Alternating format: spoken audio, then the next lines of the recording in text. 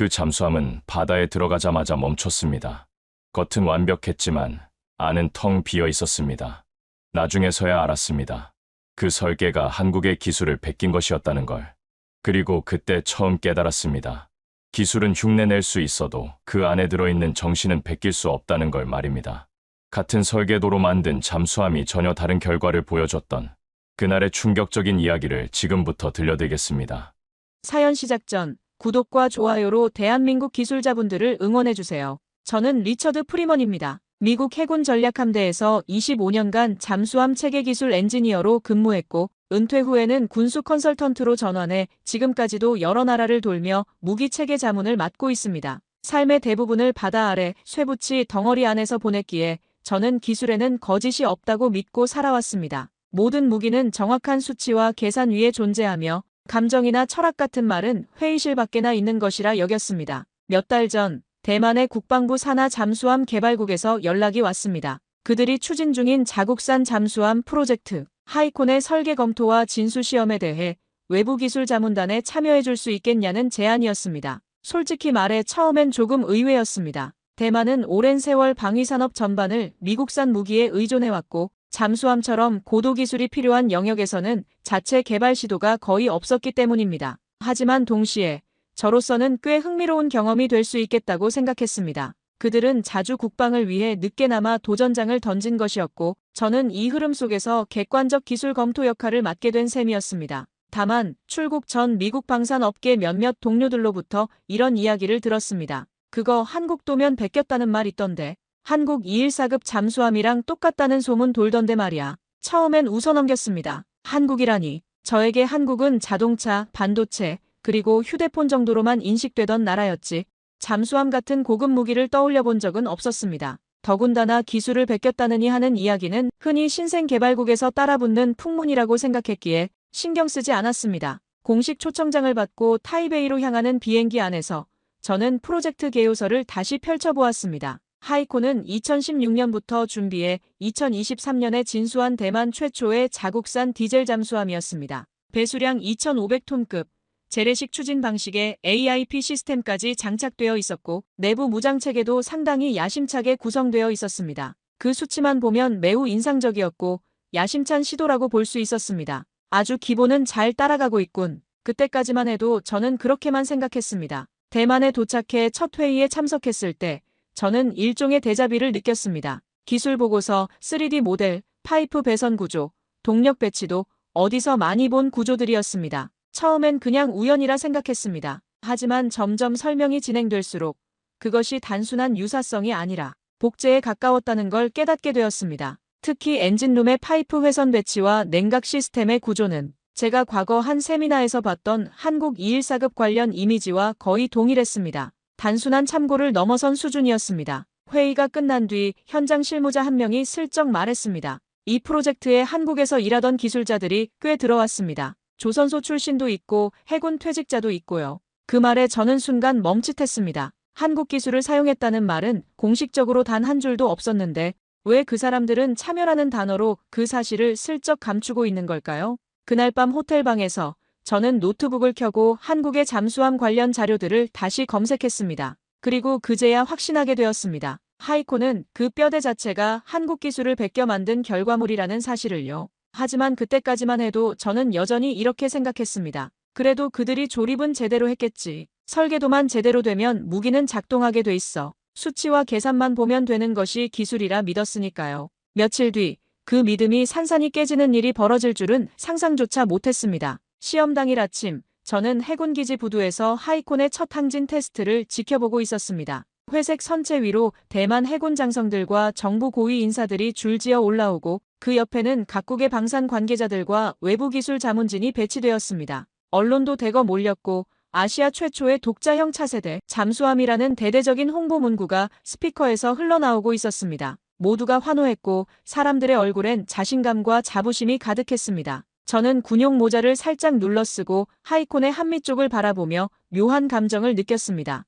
이 거대한 물체가 정말 제대로 움직일 수 있을지 불과 이틀 전까지 도면과 설계 내용을 재검토하면서 느낀 불안감이 지워지지 않았기 때문입니다. 시동걸 준비 완료됐습니다. 무선 교신기가 울렸고 곧이어 거대한 잠수함이 천천히 바다 위에 들어가며 물살을 가르기 시작했습니다. 그러나 첫 시동과 동시에 저와 몇몇 기술진들은 이상한 진동을 감지했습니다. 기체 후면 쪽에서 진동이 비정상적으로 강했고 소음도 예상보다 크고 불안정했습니다. 그리고 불과 2분 뒤 엔진 모듈 응답 없음, 내부 전력 차단, 배관 압력 비정상, 경고음이 연달아 울리기 시작했고 곧 통제탑에서 비상 신호가 전파되었습니다. 바닷물이 역류하면서 일부 장비가 물에 젖기 시작했고 선체는 그대로 멈춰버렸습니다. 그 모든 일이 불과 5분 안에 벌어졌습니다. 하이코는 움직이지 않았습니다. 하이코는 숨을 쉬지 못했습니다. 저는 입술을 깨물며 통제탑 화면을 응시했습니다. 화면 속 장교들은 초조하게 버튼을 누르며 교신을 시도했고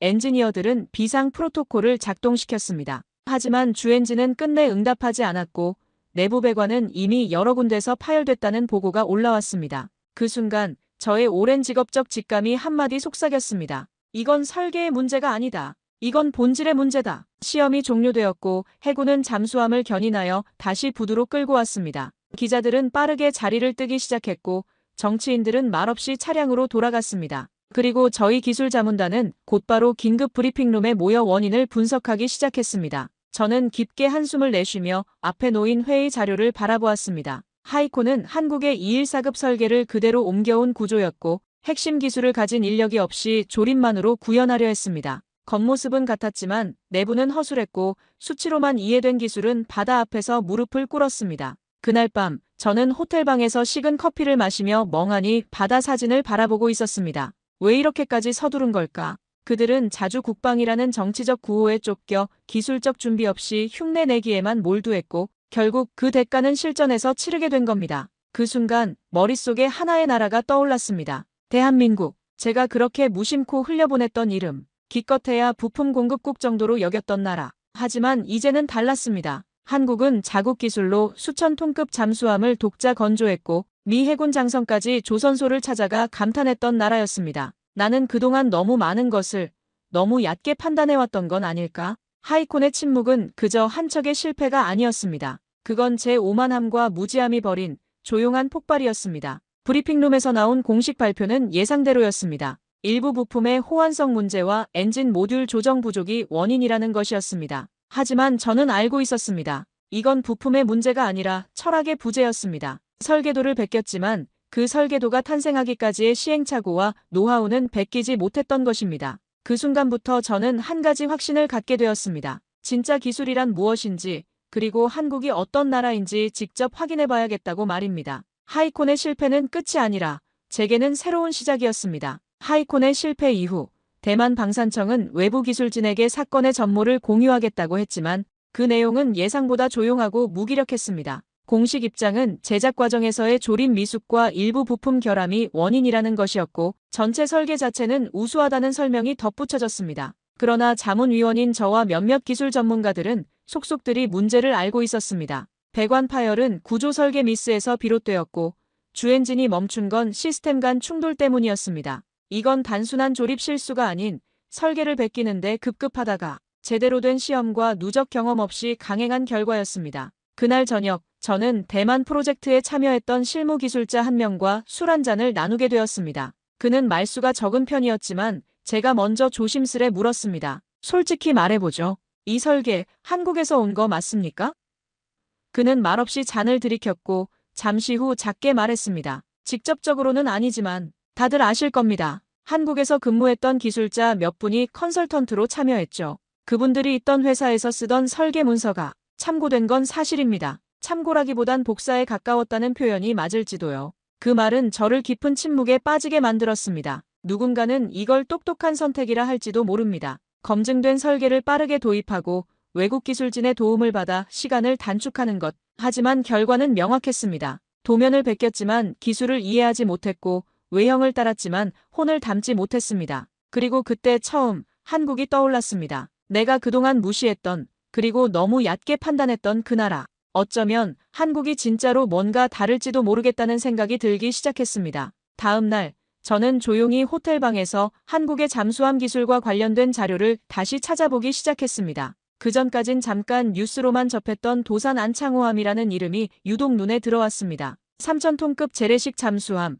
자체 설계, 미사일 수직 발사관 탑재, 공기분류 추진 시스템. 게다가 이 함정은 단순한 실험이 아니라 이미 실전에 배치되어 운용되고 있다는 사실까지. 그 순간 제 머릿속에서 하나의 퍼즐이 맞춰졌습니다. 아, 한국은 이미 그 단계를 넘어선 나라구나. 과거 일본이나 독일의 설계를 참고하며 무기 체계를 발전시켜 오던 나라가 이제는 미국조차 그 기술을 주목하고 배우려는 수준까지 올라와 있었던 것입니다. 저는 더욱 깊이 들어갔습니다. 몇 년 전 인도네시아에 수출된 1,400톤급 잠수함 프로젝트. 최근에는 페루, 콜롬비아, 칠레 등과의 수출 협상이 진행 중이라는 기사. 특히 HDS-1500이라는 한국 수출형 잠수함은 공기분류 추진 시스템과 미사일, 장착 능력까지 갖춘 남미 최상위 수준의 전략 무기로 평가되고 있었습니다. 그 모든 정보는 저를 단 하나의 질문으로 이끌었습니다. 나는 지금까지 뭘 보고 있었던 걸까?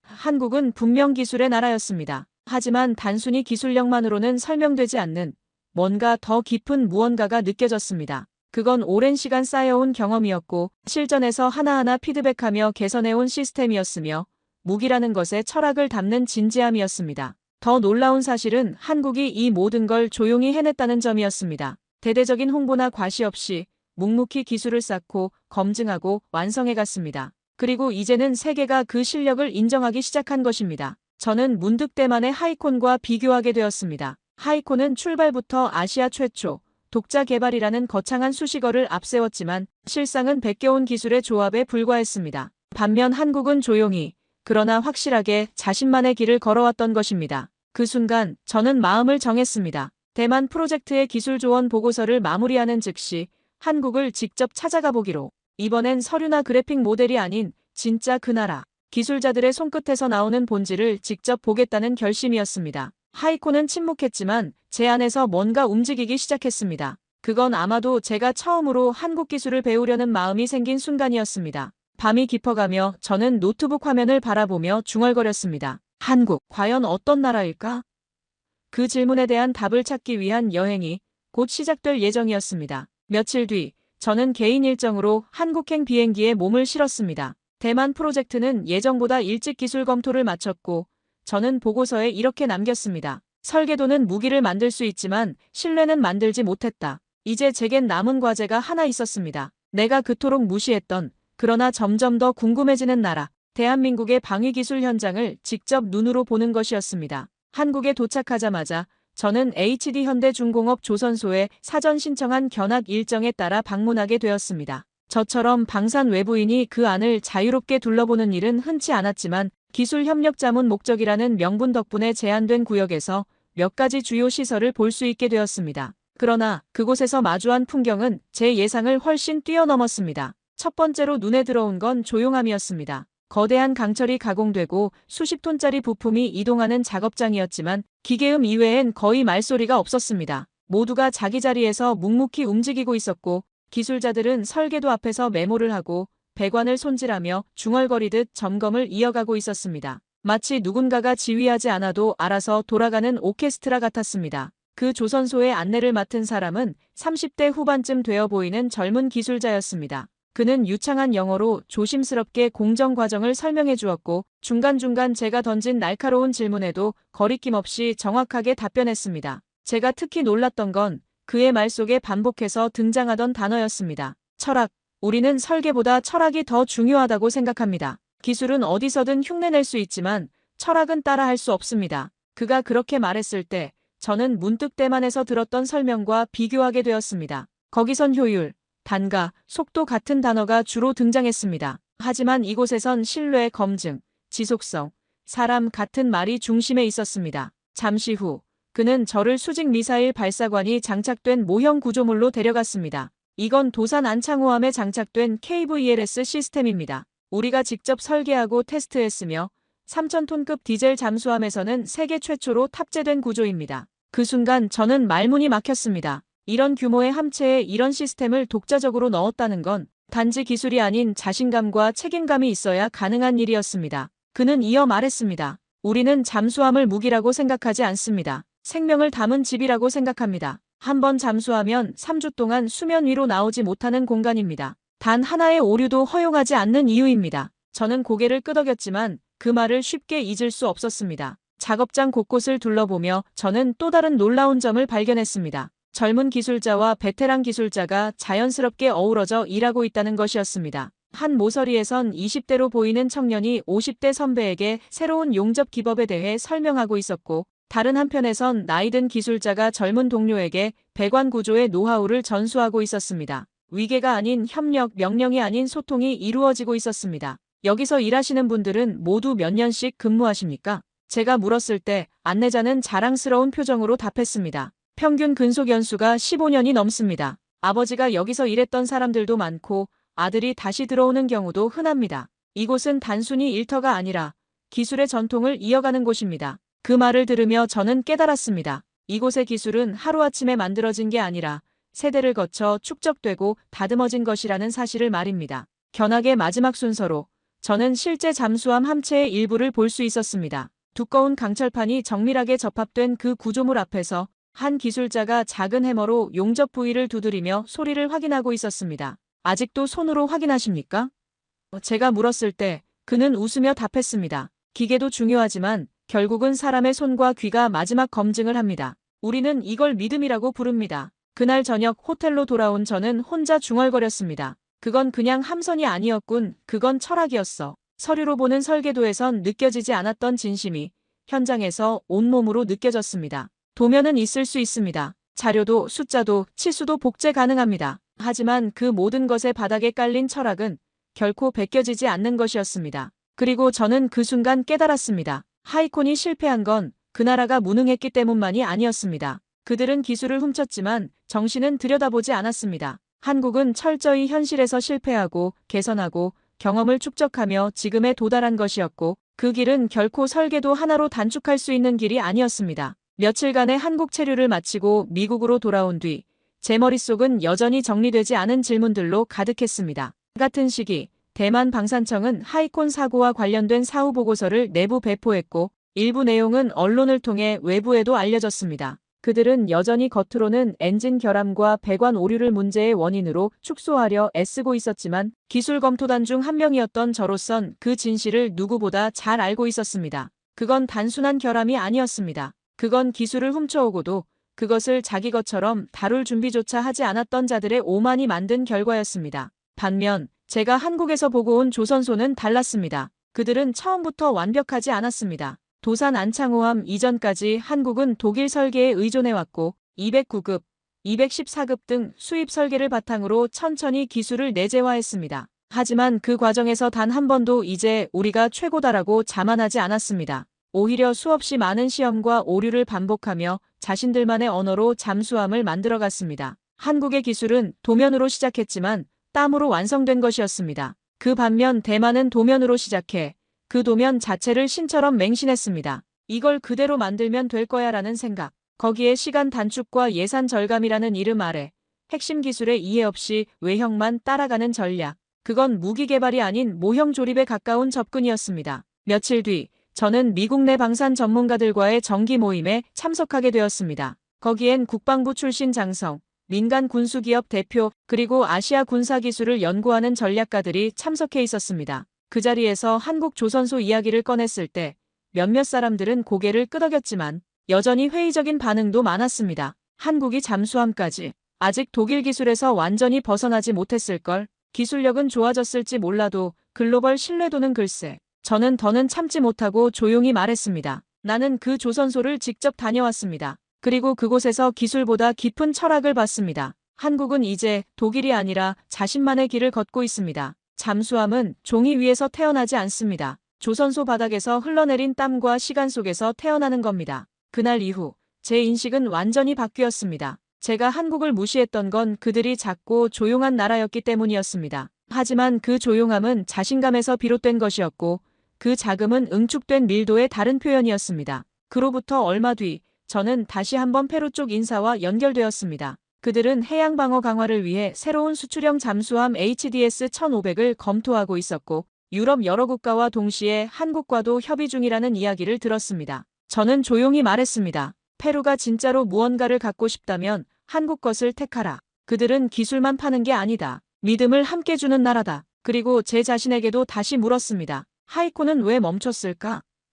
그 답은 명확했습니다. 그들은 기술을 훔쳤지만 기술을 쌓지 않았기 때문입니다. 기술을 훔치는 건 순간이지만 기술을 쌓는 건 평생입니다. 한국이 선택한 건 후자였고 대만이 택한 건 전자였습니다. 그 차이가 바다 위에서 극명하게 드러난 것입니다. 제가 조선소에서 만났던 그 젊은 기술자의 말이 다시 떠올랐습니다. 우리는 무기를 만들지만 전쟁을 위해 만드는 건 아닙니다. 우리는 평화를 지키기 위해 절대 쓰이지 않길 바라며 만듭니다. 그 말 속에는 단순한 기술자의 자세가 아니라 한 나라의 철학이 담겨 있었습니다. 반면 하이콘을 만든 사람들에게서는 그런 철학을 찾을 수 없었습니다. 그들에겐 오직 빨리 싸게 그럴듯하게만 있었을 뿐입니다. 그 밤 저는 오래된 군 시절의 동료에게 메일을 보냈습니다. 그는 지금 페루 해군 전략사령부에서 무기 도입 관련 자문을 맡고 있었습니다. 메일의 첫 줄은 이렇게 시작되었습니다. 잠수함을 도입하려면 한국부터 보라. 지금 이 나라가 진짜를 만들고 있다. 그리고 마지막에는 이렇게 덧붙였습니다. 기술을 훔친 자와 기술을 쌓은 자의 차이를 나는 바다에서 직접 봤다. 며칠 뒤 저는 다시 한국을 방문했습니다. 이번엔 외교 초청도 기술 검토도 아닌 제 개인의 의지였습니다. 현대중공업의 협력업체에서 근무하는 기술연구소 관계자와 미팅이 잡혔고 저는 도산 안창호함의 실물 부품이 제작되는 공정을 직접 눈으로 확인할 수 있었습니다. 비공개 회의실에서 펼쳐진 3D 엔진 진동 테스트와 자동 추적, 제어 체계 시연은 그 어떤 군수박람회보다 정제되어 있었고 무엇보다 진심이 있었습니다. 시연이 끝난 뒤 저는 조심스럽게 한 가지 질문을 했습니다. 한국은 언제부터 잠수함을 스스로 만들 수 있었습니까? 그 기술자는 잠시 생각하더니 조용히 웃으며 이렇게 말했습니다. 아직도 만들고 있는 중입니다. 우리는 늘 실패를 전제로 설계합니다. 오류가 없다는 건 아직 제대로 만든 게 아니라는 뜻입니다. 우리는 언제나 지금이 개발 중이고 지금이 미완입니다. 그 순간 저는 눈앞이 흐려질 만큼 충격을 받았습니다. 완성도 100%라 자랑하는 나라들도 많은데 한국은 겸손을 미덕으로 삼으며 기술보다 태도를 먼저 말하고 있었던 것입니다. 저는 군 생활 25년 동안 이런 말을 단 한 번도 들은 적이 없었습니다. 우리는 언제나 기술과 성능, 속도와 효율만 따졌고 무기의 철학은 다뤄본 적도 관심 가져본 적도 없었습니다. 조선소 밖으로 나와 걸으며 저는 속으로 말했습니다. 이 나라가 무섭다. 이 나라는 자신들이 뭘 만들고 있는지 스스로 정확히 알고 있구나. 잠시 뒤 한 청년 기술자가 다가와 저에게 말을 걸었습니다. 그는 유창한 영어를 쓰진 않았지만 제 눈을 마주치며 말했습니다. 우리는 무기를 만들지만 전쟁을 위해 만드는 건 아닙니다. 우리는 평화를 지키기 위해 절대 쓰이지 않길 바라며 만듭니다. 저는 순간 할 말을 잃었습니다. 그것은 단지 방위산업 종사자의 멘트가 아니라 기술자 한 사람의 신념이었습니다. 그 청년은 이어 웃으며 말했습니다. 아버지도 여기서 일하셨어요. 제가 어릴 땐 200원에 낙서한 적도 있었죠. 그 순간 저는 진심으로 고개를 떨궜습니다. 나는 이곳을 너무 가볍게 봤고 이들이 쌓아올린 시간과 의미를 너무 얕게 판단했던 겁니다. 저는 미군에서 고위기술직으로 수십 년을 근무하며 세계 수많은 함정을 봤습니다. 하지만 이토록 조용하게 그러나 단단하게 기술이라는 개념을 사람 중심으로 해석하는 나라는 처음이었습니다. 그날 오후 저는 또 다른 충격적인 장면을 목격했습니다. 한 베테랑 기술자가 젊은 동료에게 용접 기법을 가르치고 있었는데 그 과정에서 실수가 발생했습니다. 젊은 기술자가 당황하자 선배는 화를 내지 않고 조용히 말했습니다. 실수는 배움의 시작이야. 우리 모두 그렇게 배웠어. 그리고는 함께 그 부분을 다시 작업하기 시작했습니다. 그 모습을 보며 저는 깨달았습니다. 이곳에서는 실수가 비난의 대상이 아니라 성장의 기회로 여겨진다는 것을. 점심시간 저는 한 연구원과 대화를 나눌 기회가 있었습니다. 그는 독일에서 유학을 마치고 돌아온 지 5년 된 박사였습니다. 독일 기술과 한국 기술의 차이가 뭐라고 생각하십니까? 제가 물었을 때 그는 잠시 생각하더니 이렇게 답했습니다. 독일은 완벽을 추구하고 우리는 조화를 추구합니다. 독일 기술은 개별 부품의 성능에 집중하지만 우리는 전체 시스템의 균형을 봅니다. 그래서 우리 잠수함은 살아있다고 표현하는 거죠. 그 말을 들으며 저는 또 한 번 감탄했습니다. 기술을 단순히 기계적 성능이 아닌 살아있는 유기체처럼 접근한다는 발상 자체가 놀라웠습니다. 하이콘이 실패한 이유가 더욱 명확해졌습니다. 그들은 부품들을 조립했지만 생명을 불어넣지는 못했던 것입니다. 견학을 마치고 숙소로 돌아가는 길에 저는 한국의 거리를 천천히 걸었습니다. 평범한 일상 속에서도 느껴지는 질서와 조화, 그리고 조용한 자신감. 이 모든 것이 조선소에서 본 기술자들의 모습과 일치했습니다. 한국은 기술만 발전시킨 게 아니라 기술을 대하는 철학 자체를 발전시켜온 나라였습니다. 그날 밤 저는 메모를 남겼습니다. 나는 오늘 한국 앞에서 고개를 숙였다. 그들의 기술이 나를 감동시킨 것이 아니라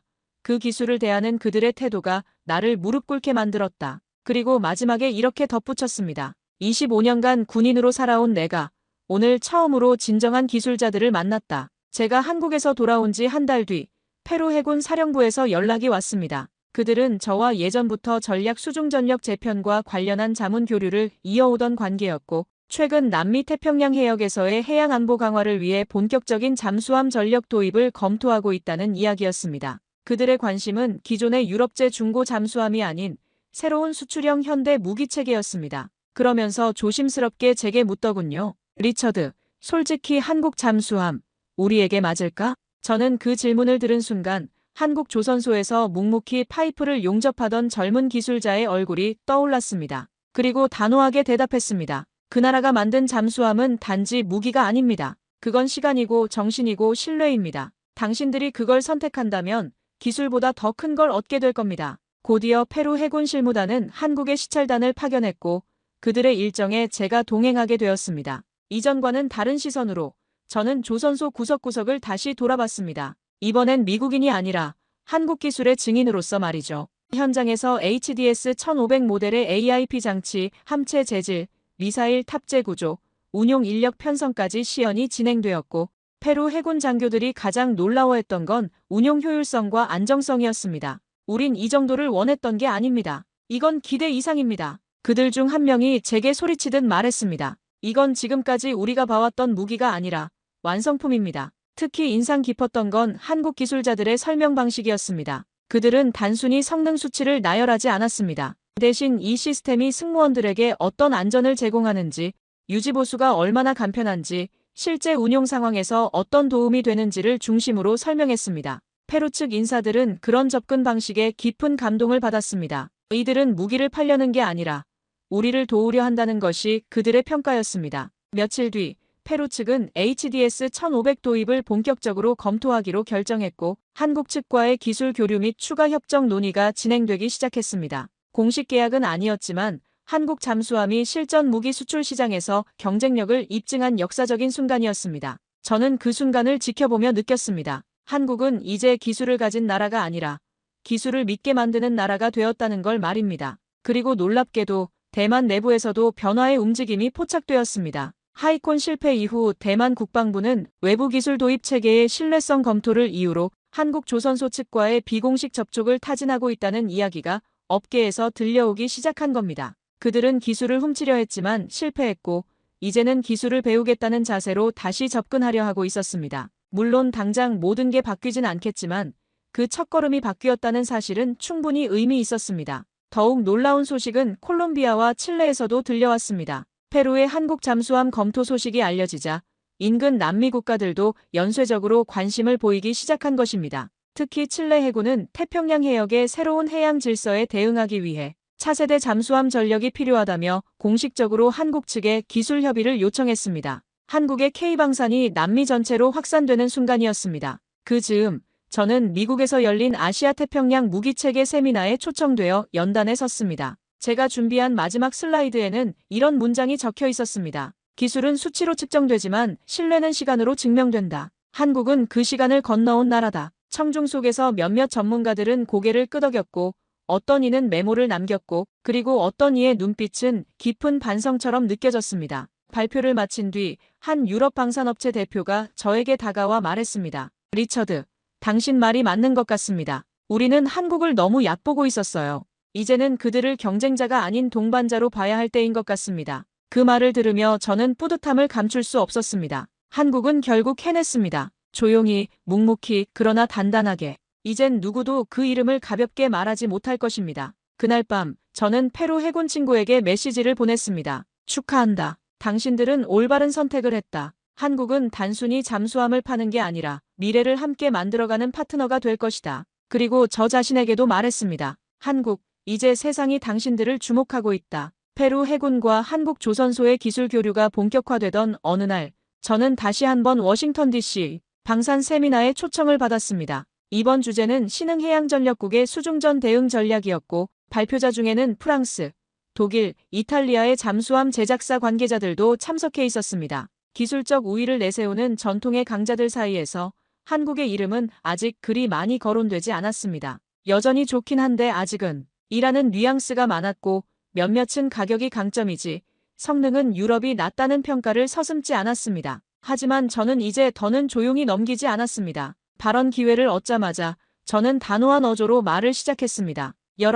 여러분이 아직 한국을 후발주자라 부른다면 그건 단지 여러분이 이름값만 보고 무기를 고르기 때문입니다. 청중들 사이가 술렁이기 시작했습니다. 저는 이어서 말했습니다. 한국은 이미 3,000톤급 잠수함을 독자 설계하고 실전 배치 중입니다. 도산 안창호함은 단지 제품이 아니라 하나의 문화입니다. 설계도만 있으면 무기를 만들 수 있다고요? 그럼 왜 어떤 나라는 그걸 갖고도 바다 위에서 멈췄을까요?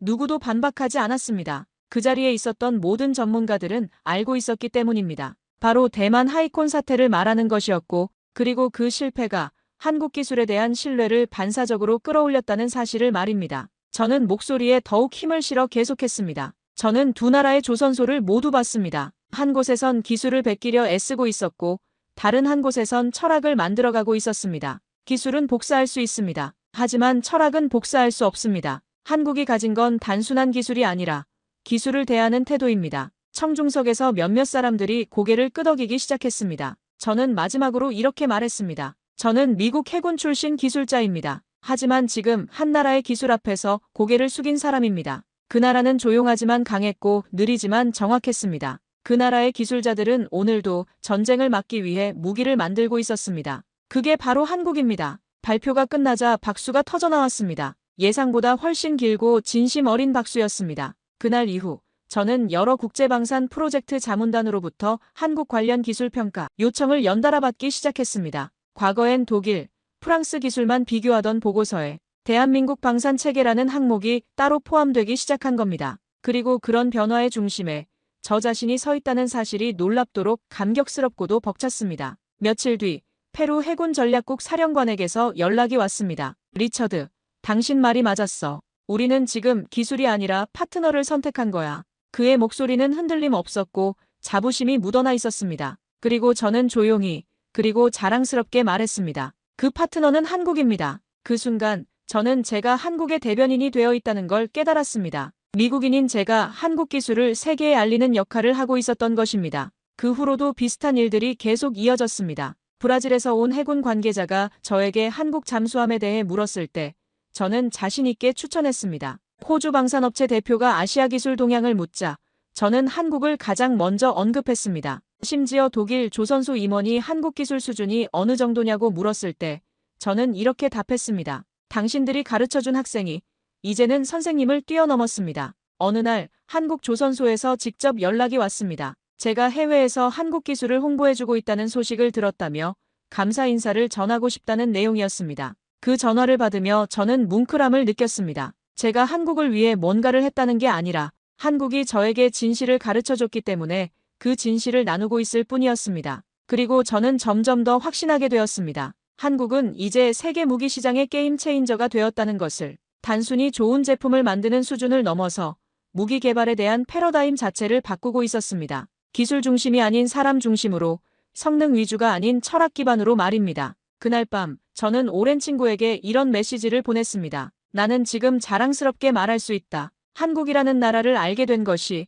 내 인생 최고의 행운이었다고. 그리고 덧붙였습니다. 앞으로도 계속 말할 것이다. 한국 기술은 믿어도 된다고. 왜냐하면 나는 그것을 직접 보고 왔으니까. 페루와 한국이 수출형 잠수함 기술 교류 협정을 맺은 이후 저는 그 과정 전반을 기술 자문단으로서 함께 지켜봤습니다. 기술을 검토하고 수치를 분석하는 일은 이제 제게 익숙한 작업이지만 이 프로젝트는 단순히 무기를 사고 파는 일이 아니라는 걸 누구보다 잘 알고 있었습니다. 이건 국가 간의 신뢰를 주고받는 일이었고 철학을 이해하려는 시도였으며 무엇보다 한국을 다시 보게 된 세계의 첫걸음이었습니다. 몇 달 뒤 페루 현지에서 열린 국방산업 전시회에서 한국 조선소의 잠수함 모형이 가장 중심에 전시되었습니다. 그 앞에는 페루 해군 장교들이 그리고 그 옆에는 중남미 여러 국가의 국방부 실무자들이 서 있었고 그들은 진지한 얼굴로 한국 기술자에게 하나하나 질문을 던졌습니다. 그 광경을 본 저는 혼잣말처럼 말했습니다. 이제 세상이 조금씩 바뀌고 있구나. 한국 부스 앞에는 항상 사람들이 몰려 있었고 다른 나라 전시관보다 훨씬 많은 관심을 받고 있었습니다. 그 이후로도 저는 콜롬비아와 칠레, 심지어 브라질 해군 측과도 접촉하게 되었고 그들 대부분이 이제는 독일이나 프랑스가 아닌 한국을 선택지 중 하나로 진지하게 검토하고 있다는 사실에 놀라움을 감출 수 없었습니다. 그건 단지 무기의 경쟁력이 아니라 한국은 해낼 수 있다는 신뢰가 만들어낸 기류였습니다. 특히 인상 깊었던 건 이들 국가의 해군 관계자들이 모두 입을 모아 하는 말이었습니다. 한국은 단순히 무기를 파는 게 아니라 함께 성장하려 한다. 그러던 어느 날 대만의 군사 전문 매체에서 연락이 왔습니다. 혹시 한국 조선소 측과 협업 경험이 있으신가요? 한국 기술팀이 차기 프로젝트에 참여할 수 있을까요? 그 목소리는 조심스러웠고 동시에 절박했습니다. 저는 깊은 숨을 내쉬며 대답했습니다. 늦지 않았습니다. 다만 이번엔 베끼는 게 아니라 배우는 자세로 시작해야 합니다. 하이콘의 실패 이후 대만도 드디어 진정한 기술 협력의 의미를 깨닫기 시작한 것 같았습니다. 이제는 세계 군수 시장에서도 K-디펜스라는 말이 점점 익숙해지고 있습니다. 한때 무기 도입국으로만 여겨졌던 한국이 이젠 수출국, 아니 기술을 선도하는 국가 중 하나로 조용히 그러나 확고히 자리매김하고 있었던 겁니다. 특히 놀라웠던 건 한국 무기의 해외 평가가 가성비에서 신뢰성으로 바뀌고 있다는 점이었습니다. 이제는 한국 제품은 믿을만하다는 평가가 업계의 정설이 되어가고 있었습니다. 그리고 저 자신도 달라졌습니다. 미국 해군 기술자로 일하던 시절, 저는 늘 숫자와 도면만 보며 살았습니다. 하지만 지금의 저는 기술을 통해 사람을 보고 그 기술을 만든 사람들의 철학을 들여다보게 되었습니다. 무기는 단순한 기계가 아니라 그것을 만든 사람들의 정신이 담긴 결과물이라는 걸 깨달았습니다. 한국이 저에게 가르쳐준 가장 큰 교훈이었습니다. 제 주변의 동료들도 조금씩 바뀌고 있습니다. 한국을 가리켜 그 정도면 잘했네라 말하던 이들이 이제는 우리도 배워야겠다는 말을 하기 시작했습니다. 한국과의 협업이 점점 늘어나고 있고 특히 청년 기술자들의 사고방식과 태도에 대해 미국 쪽에서도 크게 주목하기 시작했습니다. 기술만 주는 게 아니라 태도까지 배운다는 말이 회의 자료에 실제로 적혀 있는 걸 봤을 때 저는 알았습니다. 이건 단순한 변화가 아니라 세계의 시선이 바뀌고 있다는 증거였습니다. 한국은 이제 더 이상 아시아의 작은 나라가 아니었습니다. 세계가 주목하고 배우려 하고 함께하려는 파트너가 된 것입니다. 그 변화의 한복판에서 저는 한국의 든든한 지지자가 되어 있었습니다. 그날 이후 제 인생도 많이 달라졌습니다. 국가 간의 협력 속에서 저는 늘 한국을 이야기하게 되었고 기술 자료가 오갈 때마다 저는 자랑스럽게 말합니다. 이 기술은 한국 겁니다. 그리고 믿어도 됩니다. 저는 그걸 직접 보고 돌아온 사람입니다. 어느새 저는 한국 기술의 전도사가 되어 있었고 그 역할이 무척 자랑스러웠습니다. 얼마 전 한 젊은 미국 해군 장교가 저에게 물었습니다. 선배님은 왜 그렇게 한국을 높이 평가하십니까? 저는 잠시 생각한 뒤 이렇게 답했습니다. 나는 한국을 높이 평가하는 게 아니야. 한국이 나를 변화시켰을 뿐이지. 그리고 그 변화가 내 인생 최고의 선물이었어. 지금 이 순간에도 전 세계 수많은 기술자들이 종이 위에 선을 긋고 설계도를 그리고 성능을 계산하고 있을 겁니다. 그들은 숫자를 믿고 기계와 부품을 믿습니다. 그게 무기를 만드는 일이라 생각할지도 모릅니다. 하지만 저는 말할 수 있습니다. 진짜 기술은 숫자나 도면이 아닙니다. 그건 시간이고 사람이고 땀이고 실수에서 배운 겸손이고 그리고 철학입니다. 한국에서 봤던 그 조선소의 기술자들, 정해진 점심시간에도 작업대 옆에서 머리를 맞대던 그 젊은 기술자들, 무기는 전쟁을 위해 만드는 게 아니라 전쟁을 막기 위해 만든다고 말하던 그들의 눈빛, 그 모든 것이 저에게 단 하나의 진실을 가르쳐 주었습니다. 기술은 흉내낼 수 있어도 철학은 흉내낼 수 없다. 도면은 훔칠 수 있어도 정신은 훔칠 수 없다는 진실을 말입니다. 처음엔 그저 자문을 맡았던 일개 외부인이었던 제가 지금은 누군가에게 한국 기술을 설명해주고 그 가치를 설득하고 심지어 그들의 자부심을 대신 말해주는 사람이 되었습니다. 어느 날 한 청년 기술자가 저에게 물었습니다. 미국 사람인 당신이 왜 그렇게 한국 기술을 높이 평가하세요? 저는 조용히 웃으며 말했습니다. 내가 한국 기술을 높이 평가하는 게 아니라 한국 기술이 나를 감동시켰기 때문이야. 그리고 나는 그 감동을 절대 외면할 수 없었어. 지금도 세계 여러 나라에서 한국 기술을 주목하고 있습니다. 그건 단지 성능이 좋기 때문만이 아닙니다. 그 안에 무언가가 있다는 걸 사람들이 이제야 조금씩 알기 시작한 겁니다. 그게 바로 철학입니다. 그들이 수십 년 동안 실수하고 실패하면서도 포기하지 않고 끝내 자기 손으로 완성해낸 그 기술. 그건 단지 무기가 아니라 정신이었습니다. 최근 들어 저는 더욱 많은 요청을 받고 있습니다. 각국의 방산 관계자들이 한국 기술에 대한 자문을 구하고 협력 방안을 묻고 심지어는 한국식 접근법을 자국에 도입할 수 있는지 문의하기도 합니다. 그때마다 저는 같은 답변을 합니다. 한국의 기술은 베낄 수 있지만 한국의 정신은 배워야만 얻을 수 있습니다. 그리고 그 배움에는 시간과 인내가 필요합니다. 그 정신은 지금 세계로 뻗어나가고 있습니다. 페루에서 시작된 변화가 남미 전체로 확산되고 동남아시아에서도 한국 기술에 대한 관심이 급증하고 있습니다. 심지어 유럽의 전통적인 무기 강국들마저 한국과의 협력을 모색하고 있습니다. 이제는 한국이 기술을 받는 입장이 아니라 기술과 철학을 나누어주는 입장이 된 것입니다. 가끔 저는 대만의 하이콘을 떠올립니다. 그 잠수함이 바다에서 멈춰섰던 그 순간을, 그리고 그와 대조적으로 조용히 바다를 가르며 자신의 임무를 다하고 있을 한국의 잠수함들을 생각합니다. 같은 바다, 비슷한 기술, 하지만 전혀 다른 결과. 그 차이를 만든 것은 바로 철학이었습니다. 한국은 단순히 무기를 만든 나라가 아닙니다. 혼을 담아 평화를 준비한 나라입니다. 그리고 저 역시 이제는 자신 있게 말할 수 있습니다. 25년간 미국 해군에서 일한 기술자로서, 그리고 세계 여러 나라의 무기 체계를 검토해온 전문가로서 한국의 기술은 믿을만하다고. 왜냐하면 그 기술에는 단순한 성능을 넘어선 한국인만의 정신이 있기 때문입니다. 그들은 보여주지 않았습니다. 자랑하지도 않았고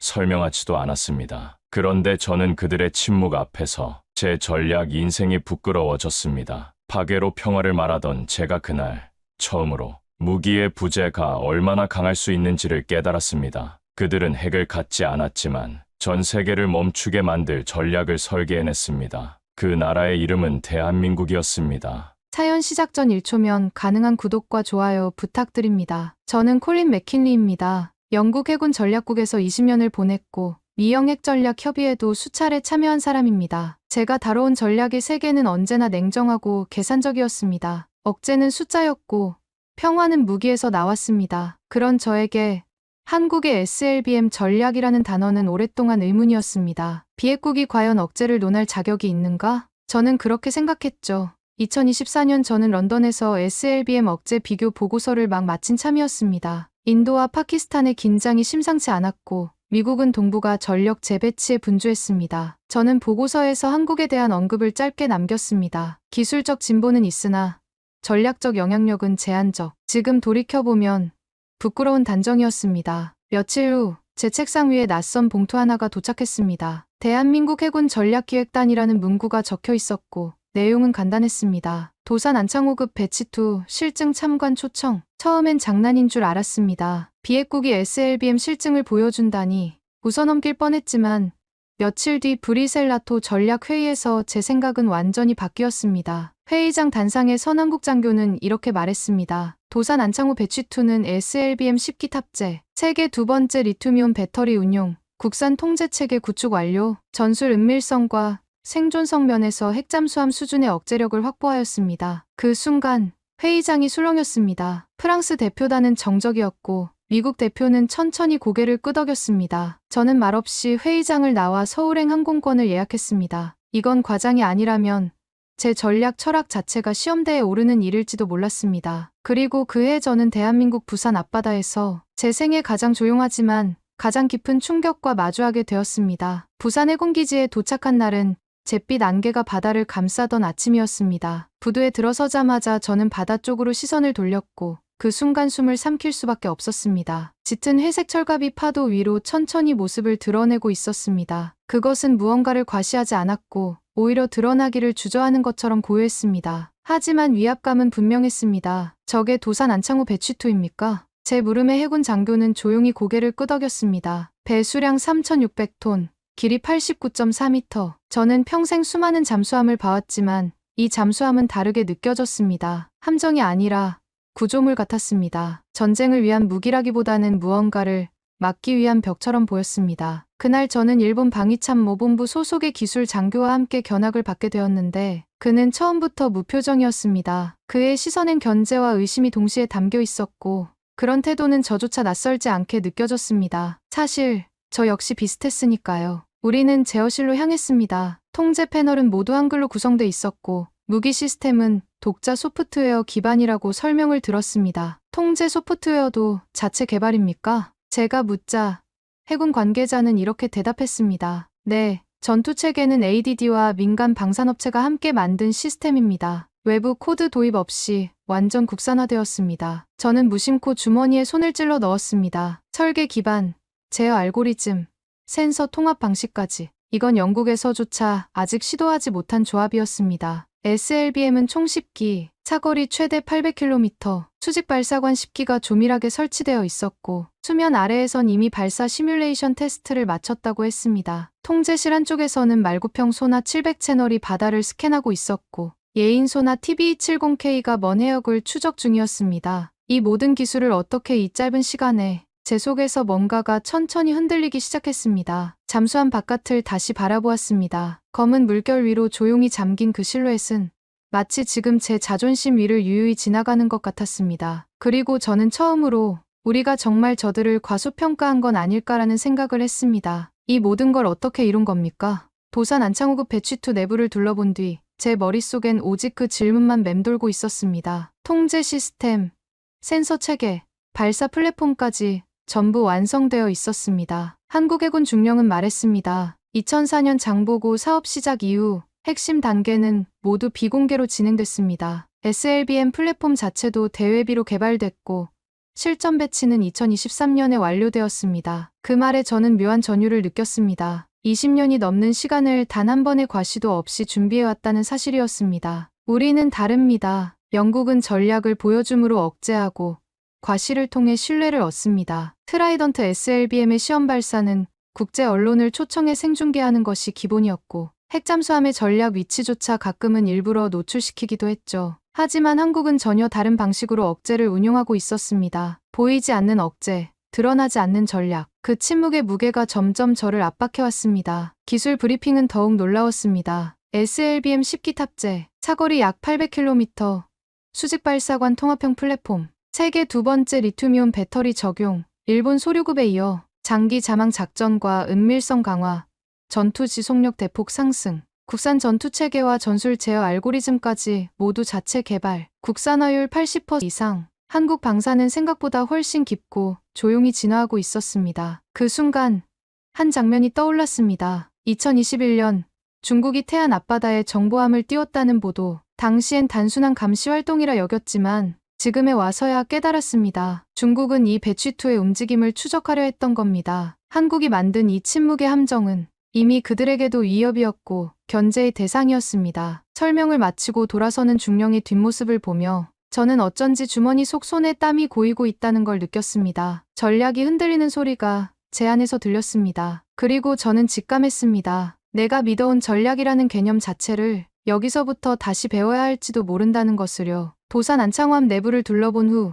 우리는 장교 휴게실로 자리를 옮겼습니다. 찻잔 사이로 비릿한 바닷바람이 스며들었고 그곳엔 기술보다 깊은 무언가가 흐르고 있었습니다. 잠시 침묵이 이어지던 중 한 중령이 조심스럽게 말을 꺼냈습니다. 콜린 고문께서는 SBM을 어떻게 정의하십니까? 그 질문은 제 오랜 습관을 깨우듯 자동으로 대답을 이끌어냈습니다. 핵억제 수단이죠. 적에게 2차 타격의 공포를 각인시키는 장치입니다. 그는 고개를 끄덕이며 말을 이었습니다. 한국에선 그렇게 접근하지 않았습니다. 그의 말에 저는 고개를 들었습니다. 이 미사일은 공격을 위한 게 아닙니다. 전쟁을 막기 위한 구조물입니다. 그 순간 저는 안개 속에서 막루를 바라보는 기분이었습니다. 구조물. 그 단어가 이토록 무겁게 들릴 줄은 몰랐습니다. 우린 북극성과 진급을 보고 대응을 준비했지만 정작 우리 자신을 위한 억제 장치를 만든 겁니다. 선제가 아니라 응징, 전쟁 억제가 핵심입니다. 그의 목소리는 담담했지만 흔들림이 없었습니다. 그 옆에 앉은 젊은 장교가 말을 보탰습니다. 일제강점기,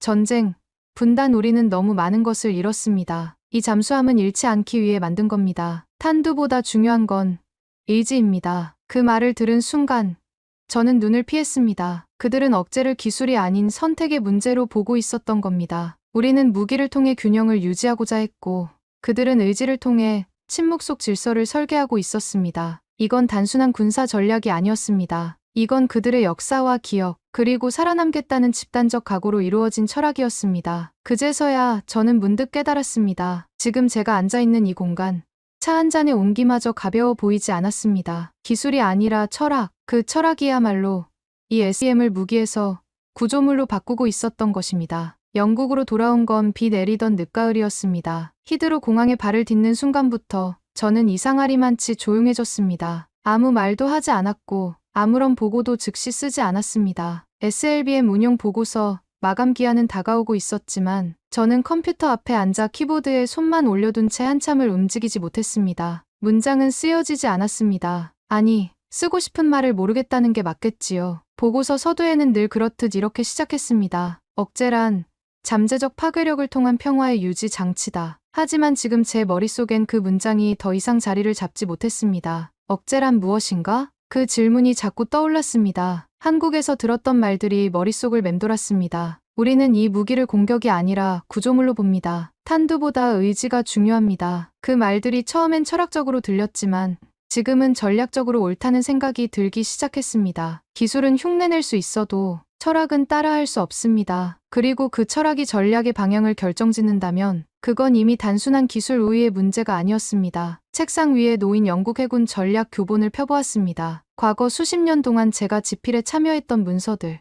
거기엔 위협, 타격, 지휘체계 마비 같은 단어들이 빽빽했습니다. 반면 한국 해군 장교의 말엔 그런 단어가 없었습니다. 오히려 균형, 억제선, 응징의 최소화 같은 말들이 담겨 있었습니다. 저는 점점 이해하게 되었습니다. 그들이 만들고자 했던 건 무기가 아니라 침묵의 경고였다는 거려. 그리고 그것이 오히려 핵보다 더 무서운 억제일 수도 있다는 것을요. 손끝에 힘이 들어갔습니다. 그날 이후 저는 보고서 첫 문장을 고쳐 쓰게 되었습니다. 억제란 파괴의 가능성이 아니라 평화를 지키겠다는 집단적 선택의 표현이다. 12월 초 브뤼셀에서 열린 인도태평양 전략회의.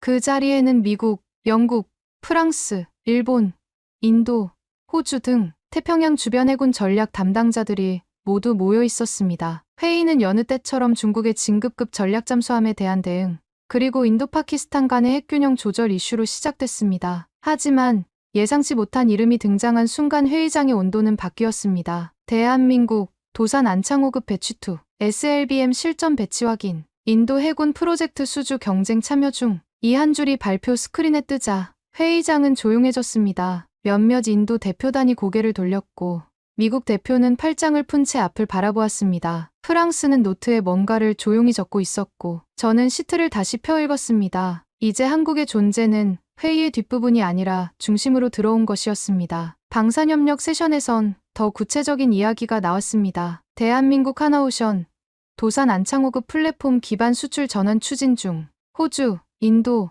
노르웨이 대상 기술 수출 협력 타진 중. 그 발표가 끝나자 좌중은 말없이 발표자를 바라봤습니다. 잠시 후 독일 전략연구소 수석 고문이 조용히 말했습니다. 한국은 더 이상 수동적 동맹국이 아닙니다. 전략 설계에 있어 우리와 동등한 파트너입니다. 그의 말에 몇몇이 고개를 끄덕였고 저도 모르게 저 역시 그 흐름에 고개를 숙였습니다. 얼마 전까지 얻어쓰는 기술이라 단정했던 한국의 전력이 이제는 전략 동맹의 한 축으로 인정받고 있었던 겁니다. 한국은 아무 말도 하지 않았습니다. 과시도, 성명도 없었지만 그 존재는 이미 해양 전략의 물줄기를 바꾸고 있었습니다. 무엇보다 그들은 보여주지 않음으로써 가장 강하게 존재하고 있었던 것이죠. 그 순간 저는 알았습니다. 이제 한국은 단순한 방산 수출국이 아니라 전략적 균형을 설계할 수 있는 나라가 되었다는 것을요. 그날 밤 저는 회의장을 나와 숙소로 돌아오는 길에 도산 안창호함의 그림자를 다시 떠올렸습니다. 부산 앞바다에서 물결 위로 조용히 떠오르던 그 모습은 지금에 와서야 비로소 하나의 신호로 보였습니다. 물리적 위협이 아니라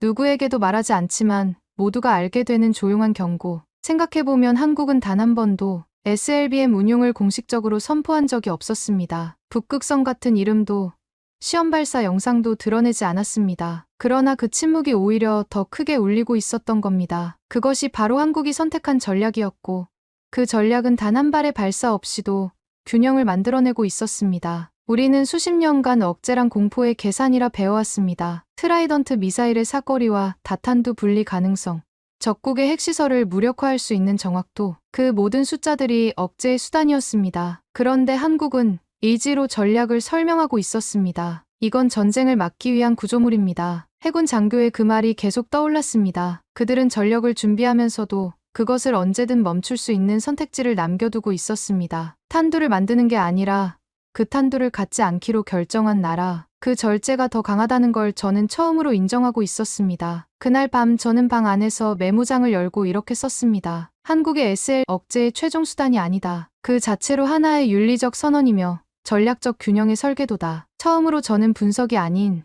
존경의 감정에 가까운 무언가를 느꼈습니다. 기술에 대한 존경이 아니라 선택에 대한 존경이었습니다. 핵이 없는 나라가 핵을 가진 나라들보다 더 깊이 전략을 설계하고 있다는 사실, 그건 제 안에 오래된 정의를 조용히 부수고 있었습니다. 몇 주 후 스톡홀름에서 열린 해양안보 다자 회의에 참석했을 때였습니다. 의제는 남중국해와 동북아의 전략 안정성이었고 그 가운데 한국은 단 한 줄의 발표만으로 모든 주제의 핵심에 떠올랐습니다. 대한민국 SLBM 운용 잠수함 보유, 비핵국 최초로 독자적 수중 억제 플랫폼 확보, 핵무기 없이 핵보유국 수준의 전술 억제력. 그 문장을 읽는 순간 저는 다시 한번 느꼈습니다. 이제 한국은 무기를 넘어서 전략 자체를 설계하고 있다는 것을요. 회의장에선 다양한 평가가 오갔습니다. 중국의 해상 전략에 균열이 생겼다. 북한의 북극성 시리즈를 실질적으로 상쇄할 수 있는 유일한 변수다. 일본은 침묵하고 있지만 내부적으로 가장 긴장하고 있다. 그리고 마침내 한 유럽 전략가가 조용히 말했습니다. 우리는 지금 비핵국의 전략 설계자가 탄생하는 순간을 보고 있는지도 모릅니다. 그 말에 저는 고개를 들었습니다. 바로 그 단어, 전략 설계자. 그것은 단순히 전력을 가진 자가 아니라 국제 질서 속에서 균형을 만드는 자에게만 붙을 수 있는 이름이었습니다. 한국은 그저 대응하지 않았습니다. 그들은 방향을 제시했고 선택을 보였으며 전력을 통해 힘이 아닌 평형을 만들어내고 있었습니다. 그들이 설계한 건 한 발의 미사일이 아니라 발사하지 않음이라는 의지의 시스템이었습니다. 회의장을 나와 호텔 로비에 앉아있던 저는 노트북을 열고 다음 보고서의 서론을 새로 작성하기 시작했습니다. 이젠 더 이상 한국을 단순한 기술 수출국으로 부를 수 없었습니다. 그들은 무기를 만든 게 아니라 질서를 설계한 것이니까요. 그리고 저는 내심 그것을 부럽다고 느꼈습니다. 수백 발의 탄두보다 더 강력한 것은 한 발을 만들고도 사용하지 않기로 선택한 절제라는 사실을요. 저는 오랜 세월 동안 수많은 나라를 다녔고 그 나라들의 전력을 분석하고 전략을 평가하는 일을 해왔습니다. 그러면서 늘 마음속 깊은 곳에는 묘한 자부심이 있었습니다. 우리는 핵 보유국이고 우리는 가르치는 쪽이라는 자의식이었죠. 하지만 한국에선 그 감정이 이상할 만큼 조용히 꺼져갔습니다. 그들은 어떤 지점에서도 목소리를 높이지 않았고 자신들이 무엇을 갖고 있는지를 설명하기보다 그게 왜 필요한지를 조용히 들려주는 사람들이었습니다. 그 조용함이 저를 흔들었습니다. 그리고 그 침묵 속에서 저는 존중이라는 감정이 우위에서의 수용이 아니라 배움 앞에 겸손이라는 사실을 처음으로 느꼈습니다. 한국해군 전략기획단 사무실에서 마지막 인사를 나누던 날, 젊은 해군 소령이 저에게 이런 말을 건넸습니다. 전략이라는 게 꼭 무기를 통해서만 만들어지는 건 아니더라고요. 우리에겐 너무 많은 상처가 있었고 그걸 반복하지 않기 위해선 단단해져야 했습니다. 이 잠수함은 그래서 태어났습니다. 그 말을 들으며 저는 한동안 아무 대답도 하지 못했습니다. 도표도 수치도 없이 그는 이 무기의 존재 이유를 가장 정확하게 설명해주고 있었던 겁니다. 그날 이후 저는 제 자신에게 솔직해지기로 했습니다. 이제 한국은 내가 보고해야 할 대상이 아니라 배워야 할 전략 설계자라는 것을. 우리는 그들의 기술을 받아들이는 것이 아니라 그들의 선택을 이해하려고 노력해야 한다는 것을요. 부산을 떠나는 날, 기지 안쪽에서 저를 향해 거수 경례를 하던 장교들의 모습이 눈에 밟혔습니다. 그들의 표정엔 자부심이 있었고 그 자부심은 목소리가 아니라 수면 아래 잠긴 잠수함처럼 조용히 흘러나오고 있었습니다. 그리고 저는 내가 지금 이 감정을 느끼고 있다는 사실이 어쩌면 이 여정의 가장 큰 의미인지도 모르겠다는 생각을 하게 되었습니다. 부산을 떠나기 전날 밤, 저는 조용히 숙소 책상에 앉아 그동안 써내려온 전략 보고서의 마지막 문장을 다시 읽었습니다. 수십 년 동안 저는 핵을 중심으로 평화를 설계해왔고 그 평화는 언제나 위협의 계산 위에 있었죠. 하지만 이번만큼은 달랐습니다. 제가 본 건 파괴를 위한 무기가 아니었습니다. 그건 존재 자체로 위협이 되는 어떤 무언가도 아니었죠. 오히려 그들은 가능성과 절제, 역사와 선택의 무게로 질서를 조용히 설계하고 있었습니다. 아침이 밝았고 저는 마지막으로 해군기지 안쪽 선착장에 들렀습니다. 그곳엔 여전히 도산 안창호함이 검은 물결 위로 조용히 정박해 있었습니다. 어디에도 긴장감은 없었고 어디에도 무력의 과시는 없었습니다. 그 존재만으로 충분히 설명이 되고 있었습니다. 저는 그 함정을 바라보며 이렇게 생각했습니다. 이 나라는 핵무기를 만들지 않았습니다. 하지만 저는 이 나라가 핵보다 더 강한 전략을 가졌다고 믿게 되었습니다. 비로소 그 사실을 인정한 순간 제 가슴 안에서 묘한 해방감 같은 것이 피어올랐습니다. 수십 년간 정답이라 믿어온 전략 공식이 부서졌지만 그 대신 저는 설계된 균형이라는 새로운 답을 얻었습니다. 공항으로 향하는 차 안에서 저는 노트북을 열고 보고서의 마지막 문장을 완성했습니다. 한국은 핵무기가 없다. 하지만 그들은 침묵 속에서 세계의 질서를 설계하고 있다. 그리고 그 문장을 남긴 채 저는 조용히 창밖의 흐릿한 바다를 바라보았습니다. 그 바다 아래엔 세계에서 가장 조용하지만 가장 무서운 균형이 존재하고 있었습니다. 그들은 과시하지 않았습니다. 그들은 말하지 않았습니다. 하지만 그들이 만든 전략은 말보다 강했고 그 침묵은 전쟁보다 무거웠습니다. 우리가 진짜 두려워해야 할 것은 드러난 무기가 아니라 보이지 않아도 질서를 바꿀 수 있는 선택의 힘이었습니다. 핵을 가지는 것보다 가지지 않기로 결정하는 용기. 그 용기를 가진 나라? 그것이 바로 지금의 대한민국입니다. 오늘도 조용히 세계의 균형을 설계하고 있는 그 나라에 저는 다시 한번 고개를 숙이게 됩니다. 오늘 사연에 대한 여러분의 생각을 댓글로 남겨주세요. 감동뭉클에서는 여러분의 소중한 마음을 모아 사연 주인공들에게 전해드리고 있습니다. 여러분 주변에 감동적이거나 재미있는 실제 사연들을 제보받고 있으니 언제든 저희 공식 메일로 제보해주세요. 오늘 들려드린 사연에 공감하셨다면 구독과 좋아요 눌러주시고 주변 분들과도 공유해주세요. 여러분의 작은 관심과 응원이 더욱 좋은 콘텐츠를 만드는 데 큰 힘이 됩니다. 오늘도 여러분의 하루의 작은 즐거움이라도 되었기를 바라며 지금까지 감동뭉클이었습니다. 끝까지 시청해주셔서 감사합니다. 다음에 더 감동적인 사연으로 찾아뵙겠습니다.